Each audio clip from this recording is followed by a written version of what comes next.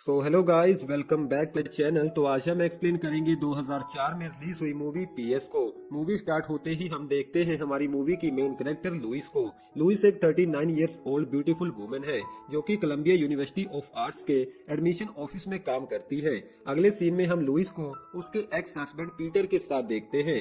दरअसल काफी साल पहले उन दोनों का डाइवोर्स हो चुका है, लेकिन वो अभी भी एक दूसरे के काफी अच्छे दोस्त हैं। अगले दिन ऑफिस में बोर होने के बाद लुइस अपनी दोस्त मिसी को फोन करती है। मिसी लुइस को बताती है कि उसका रिच हस्बैंड मार्क्यूस उसे इग्नोर करने लगा है और अब वो किसी और के साथ एक सीक्रेट अफेयर चलाने के बारे में सोच रही है। वो साथ ही लुइस से ये भी कहती है कि मैं तुम्हारी तरह नहीं हूँ। ये सुनने के बाद लुइस काफी अकेलापन महसूस करने लगती है। तभी उसे ऑफिस में एक एडमिशन लेटर मिलता है जिसके ऊपर लिखा था एप्स कोड। दरअसल लुइस हाई स्कूल में एक लड़के को बहुत पसंद करती थी और उसका नाम भी एप्स कोड था, लेकिन 20 साल पहले एक एक्सीडेंट में उसकी मौत हो गई। अब लुइस उस लेटर को ओपन करने के बाद उस लड़की एप्स कोड को फोन करती है और उसे कहती है कि मैं कोलंबिया आर्ट्स यूनिवर्सिटी के एडमिशन ऑफिस से बात कर रही हूँ। साथ ही वो एप्स कोड से ये भी पूछती है, क्या तुम अपने लेटर में अपनी स्लाइड्स डालना भूल गए थे?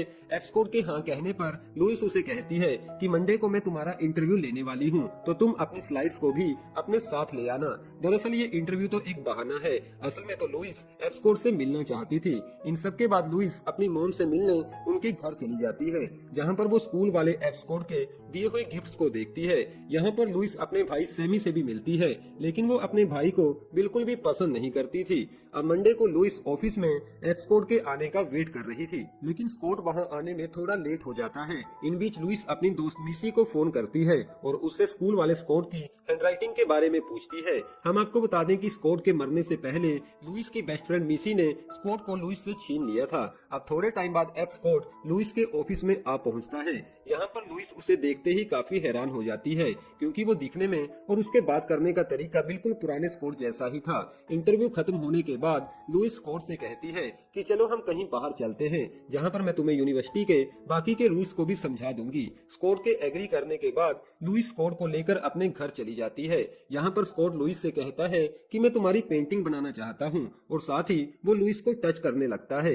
एक दूसरे के काफी ज्यादा करीब आने के बाद उन दोनों के बीच कुछ रोमांटिक सीन भी क्रिएट होते हैं। लुइस इन मोमेंट्स को काफी ज्यादा एंजॉय करती है, क्योंकि उसका अकेलापन अब दूर होने लगा था। जिसके बाद स्कॉट अपनी मॉम को फोन करता है और उन्हें कहता है कि मेरा इंटरव्यू पूरा हो चुका है, मैं जल्द ही घर वापस आ जाऊंगा। लुइस स्कॉट से कहती है कि मुझे प्रॉमिस करो कि तुम कल रात मुझसे फिर से मिलोगे। जिसके बाद स्कॉट शावर लेने चला जाता है और लुइस वापस अपने ऑफिस में चली जाती है।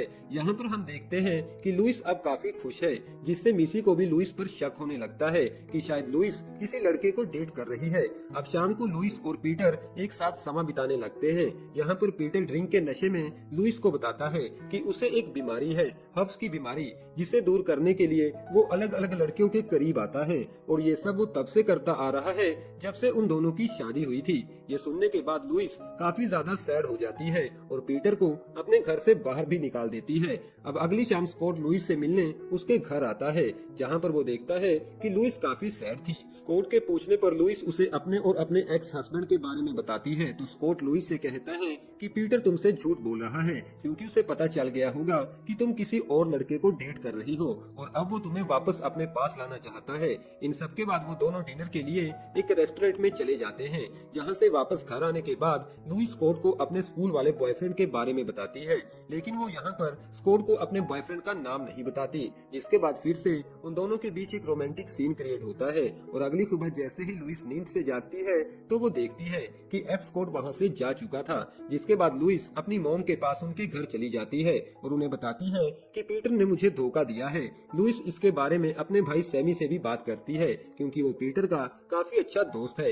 लेकिन यहाँ पर सैमी लुइस से कहता है कि मैं इन सब में तुम्हारी मदद नहीं कर सकता, तुम्हें खुद ही इस मैटर को हैंडल करना होगा। जिसके बाद लुइस उस होटल रूम में चली जाती है जहाँ पर मिसी रुकी हुई थी। यहाँ पर मिसी लुइस से कहती है कि तुमने मुझे उसके बारे में क्यों नहीं बताया, मेरा मतलब एप्स कोड के बारे में। लुइस कहती है हाँ, लेकिन वो एप्स कोड नहीं है। तो मिसी कहती है कि मुझे लगता है एप्स कोड पुनर्जीवित हो चुका है, क्योंकि उसकी आवाज बिल्कुल एप्स कोड जैसी थी।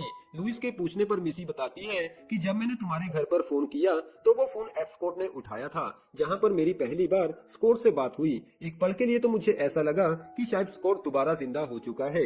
मिसी साथ ही लुइस को ये भी बताती है कि मैं एफ स्कॉट से मिल भी चुकी हूँ और वो तुम्हारे बारे में काफी सवाल पूछ रहा था। लुइस मिसी से पूछती है कि कहीं तुमने उसे स्कूल वाले एफ स्कॉट के बारे में तो कुछ नहीं बताया। मिसी कहती है नहीं, मैंने उसे स्कूल वाले स्कॉट के बारे में कुछ नहीं बताया। यहाँ पर लुइस मिसी से काफी जेलस फील कर रही थी क्योंकि उसने पहले भी एफ स्कॉट को उससे छीन लिया था और अब वो फिर से वैसा ही कर रही है। अब लुइस गुस्से में वहाँ से जाती हुई मिसी से कहती है कि मैं स्कॉट को सब कुछ सच सच बता दूंगी। आगे हम देखते हैं कि एफ स्कॉट पहले से ही लुइस का इंतजार कर रहा था। लुइस के पूछने पर स्कॉट कहता है कि मिसी ने मुझे कॉल कर बोला था कि तुम किसी इम्पोर्टेंट मैटर पर मुझसे बात करना चाहती हो। तो यहाँ पर लुइस स्कॉट को स्कूल वाले स्कॉट के बारे में बताती है जो कि दिखने में और उसकी हरकतें भी बिल्कुल तुम्हारे जैसी थी। तो एफ स्कॉट लुइस से पूछता है कि तुम्हें क्या लगता है मैं वही लड़का हूँ जो मरने के बाद दोबारा जिंदा हो गया। तो यहाँ पर लुइस एफ स्कॉट पर काफी ज्यादा गुस्सा हो जाती है, जिसके बाद एफ स्कॉट वहाँ से चला जाता है।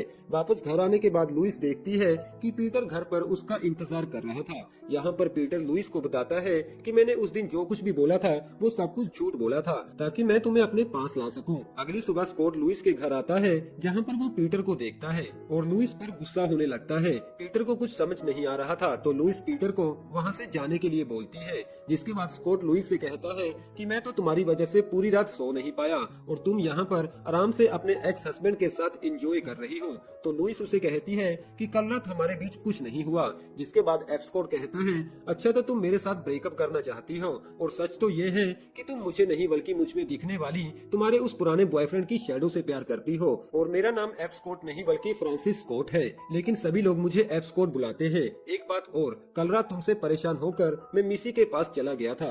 इन सब के बाद लुइस मिसी के पास जाकर उसे कहती है कि कल रात तुम दोनों के बीच क्या हुआ। तो मिसी लुइस को सब कुछ सच सच बता देती है और साथ ही लुइस को एडवाइस देती है कि तुम्हें लाइफ को कॉम्प्लिकेटेड बनाने की जगह उसे एंजॉय करना चाहिए। जिसके बाद लुइस पूरी तरह से चेंज हो जाती है और काफी खुश रहने लगती है। लुइस पीटर से कहती है कि हम दोनों कभी भी एक नहीं हो सकते, तुम्हें इसे एक्सेप्ट करना ही होगा। जिसके बाद लुइस एफ स्कॉट को उसका ज्वाइनिंग लेटर देती है और उसे कहती है कि यूनिवर्सिटी ने तुम्हारे काम को देखते हुए तुम्हें दिया है। जिसके बाद आखिर में वो दोनों एक दूसरे को किस भी करते हैं और अपने रिलेशनशिप को कंटिन्यू रखते हैं, जहाँ पर हमारी ये मूवी खत्म हो जाती है।